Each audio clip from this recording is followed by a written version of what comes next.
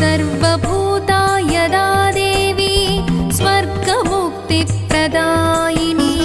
त्वं स्तुता स्तुतये का वा भवन्तु परमोक्तयः सर्वस्य बुद्धिरूपेण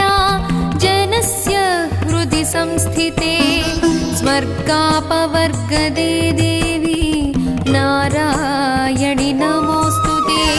कलाकाष्ठादिरूपेण परिणामप्रदायिनी विश्वस्योपरतौ शक्ते नारायणि नमोऽस्तुते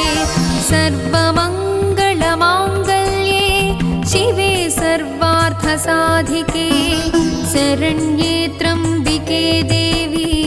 नारायणि नमोऽस्तुते सृष्टिस्थितिविनाशानां शक्तिभूते सनातनी गुणाश्रये गुणमये नारायणि नमोऽस्तुते